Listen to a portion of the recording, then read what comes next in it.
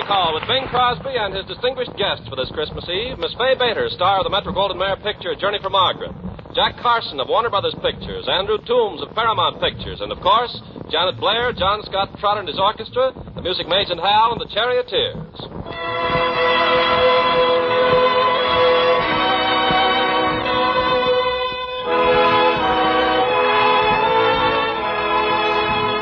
This makes the 7th Christmas that Bing has sung Adeste Fidelis here in the old KRAFT Music Hall in Latin and English.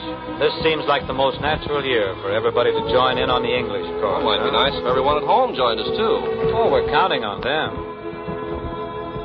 Adeste Fidelis, Leti Triumphantes, Venite in Bethlehem, natum videte, regem angelorum, venite adoremus, venite adoremus, venite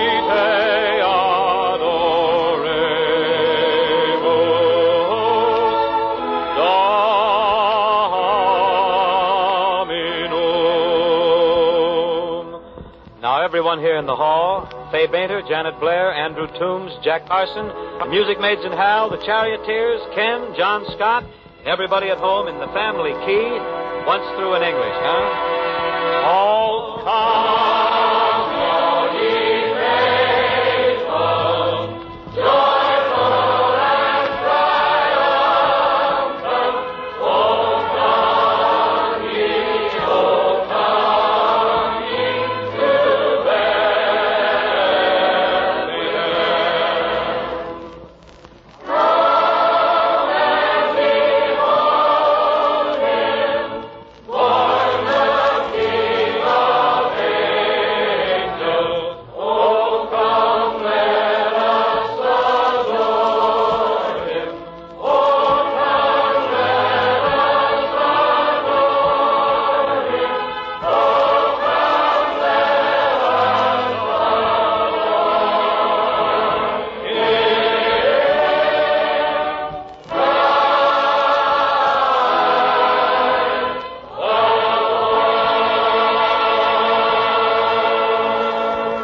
Thus, friends, everybody in the old KRAFT Music Hall, short-waving the season's greetings to battle stations all over the world. And for said strong points, we have something new and extremely attractive. Columbia Pictures' new star of My Sister Eileen, and the forthcoming film Something to Shout About, Miss Janet Blair. Janet joins us KMHers of this Christmas Eve. Joins us permanently. Everything copacetic for Christmas, Janet? Well, I don't know, Bing. I'm a little worried about tomorrow, though. You worried about Christmas? Why? Yeah, we asked Johnny Trotter to our house for dinner. You are in a little trouble, but I got a TL for you, Janet. Johnny has got himself a diet. Yeah, but that's the trouble. He doesn't start on that diet until December the 26th. Until then, well, he's dreaming of a wide Christmas. A wide? You know, I saw John Scott standing in a safety zone the other day, this afternoon, and an automobile practically knocked him down. Well, if he was in a safety zone, why didn't they drive around him? Well, the fellow only had an A card. Hey, Janet, you've known Johnny a long time, haven't you? Well, I've known him longer than he's been here in the KRAFT Music Hall. Oh, would you say he's changed much in the past few years?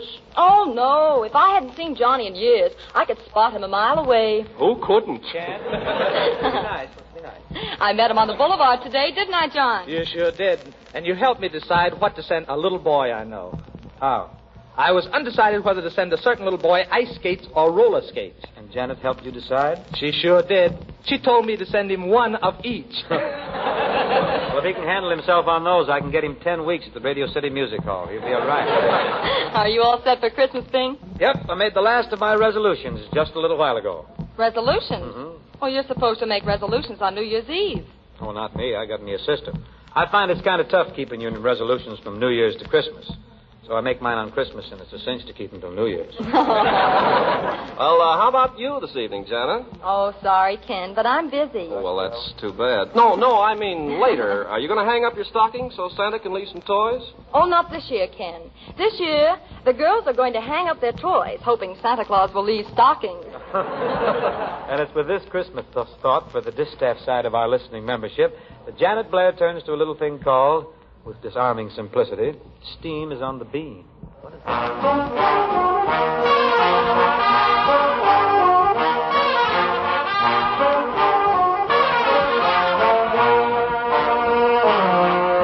The steam is on the beam. The point is that the joint is jumping. The steam is on the beam. The janitor is making with the jive. He's making with the pipe. The radiator starts to riff it. The boiler keeps alive. The jive when all the pipes are taking fire. A Dixieland beam. A Messalix from Chicago. The New Orleans beam. It ain't got glamour, but it's a jammer. Oh, the steam is on the beam. It doesn't want to know from Ballad, no tenor from Vienna, or an Icky from Waikiki in the car. Tonight the steam is on the beam. What love?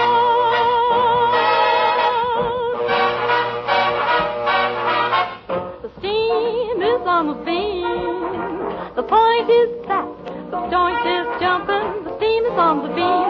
The janitor is making with the jive. He's making with the pipe. The radiator starts to riff it. The boiler keeps alive. The jive when all the pipes are taking fire.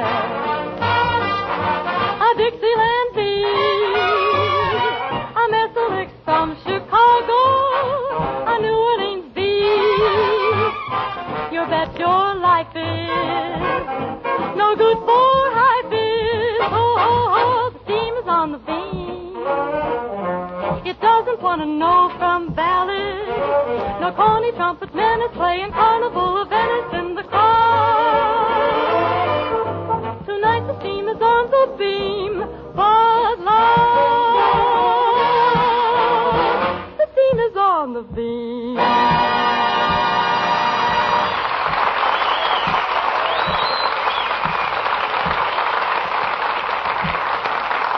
That's really steaming on the beam, Janet. Now, while you simmer down some, we turn to our friend Jack Carson, one of Warner Brothers' leading men and character comedians. Jack Carson is at present playing your local cinema, a very fine story of the prize ring called Gentleman Jim. Certainly glad you dropped into the old KRAFT Music Hall this evening. Jack, you get caught in any last-minute shopping riots? Did you get any on you? Any? Oh, I got out with just a few minor bruises. My insurance broker's taking care of everything, including the lady who claimed I crumpled her bumper. You know, Bing, I can sympathize with those store clerks during the holiday rush. I worked in a department store one Christmas vacation when I went to school. Were you any good at it? School? No. But I was the best salesman at Flugel's department store. I was about the hottest thing in that place. Matter of fact, I was so hot they called me Arson Carson. Well, you know, they're soft peddling the high-pressure stuff these days. Yeah? Stores don't have much to sell. I'll sell it even if I haven't got it. Carm, rent this boy a stall. Coming right up. Announcing the opening of a novel shop designed especially for the sale of items that are unavailable and unobtainable. Presiding over this mammoth area of empty shelves is that new low and high-pressure salesman, Mr. Jack Carson, whose slogan is... No use coming in as we haven't got it and we don't know when we're going to get it. And if we do get it, we won't be here to receive it. So why don't you put your dough in war bonds? A baby of mine. Blues. To celebrate the opening of his new shop, Mr. Carson is holding a gigantic going-out-of-business sale. He hopes to follow this up with his annual end-of-the-month bankruptcy sale. Due to difficulty in finding elevator operators, proprietor Carson is piloting the lift in person. Going up. First floor, furniture, beds, and spreads. Second floor, glassware, plates, and skates. Third floor, clothing, hats, and spats. Fourth floor, hardwares, pails, and nails. Basement, everybody out.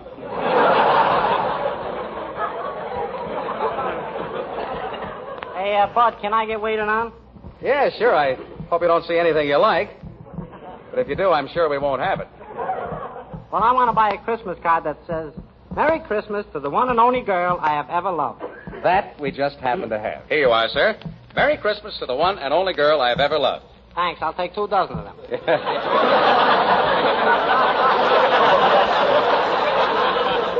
Steadfast little fellow, aren't you? Yeah. Say, who's that old guy over there running up and down the stairs? Oh, that's Santa Claus. He got his beard caught in the escalator.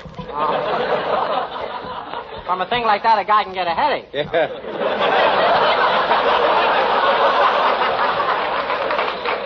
Oh, how do you do, Mr. Carson? Well, I didn't expect to see you in this department. Last time I was here, you were in women's lingerie. Yeah, I look so silly, though. I moved over to woolen underwear. Well, what are you laughing at? It tickles. Mr. Carson, I wonder if you could suggest a small gift for a small boy. Small boy, eh? Mm-hmm. Say, do you know those tin soldiers in the toy department? Why, yes. That's funny. They don't know you. Oh, is that so? Oh, fine thing. I'll write Washington about this. In fact, I think I'll write Adams and Jefferson, too. You write to Washington and Jefferson, I'll deliver the letter myself. To Washington and Jefferson? Sure, I live on that corner. Hiya, Mr. Carson. I'm Speed Crowbeny. Well, Speed, what isn't on your mind? Well, I can't think of what I'm not thinking of. Well, forget it. What don't you want? How about that overcoat over there on that dummy? That's no dummy. That's my brother. I know just how you feel. I got 4 of them. Yeah. What's this funny-looking gadget here? That's a combination toothbrush and pliers. What do you do with a thing like that? If you're too lazy to brush your teeth, pull them out. Well, in that case, I'll take a 10-cent package of soap flakes, and I brought my birth certificate. You don't need a birth certificate to buy soap. Oh, so that's the one thing you don't need it for. Look, this particular soap is great for washing your silk shirts. Don't have any silk shirts. What? No silk shirts? Huh. What do you do those long winter evenings when everybody else is rinsing out their fluffy things in lukewarm suds? I get so lonesome.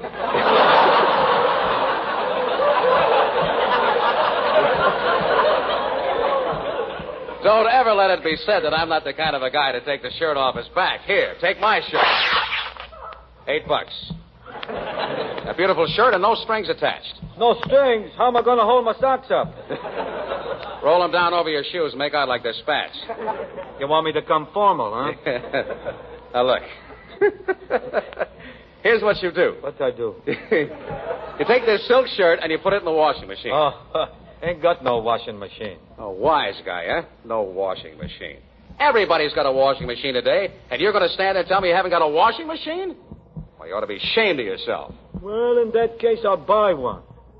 You got a priority? No, ma'am. Oh, wise guy, eh? Trying to buy a washing machine without a priority, huh? Trying to get me in trouble. You look like the criminal type with those fancy sideburns and that jute mill bowel McCann. Well, gee, all I wanted to get was some soap flakes to wash my priority. Well, okay. How many soap flakes would you want if I had them?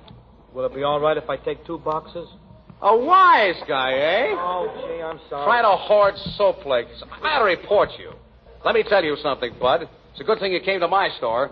Anybody else would have reported you. Well, I didn't mean no harm. Honest, I didn't. But I ain't leaving this store till I get something you've got. Yeah? You know what I do to people who want what I've got when I ain't going to give them what I got? What you do? I beat them to a pulp. Oh. I break their necks.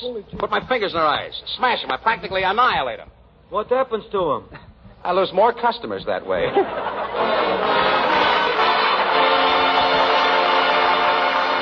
That's for that shrinking salesman, Jack Carson. We travel now out to the old Red River Valley. Mighty pretty country out there, partner. Mighty pretty. Especially the way them charioteers handles it. Yes, yes.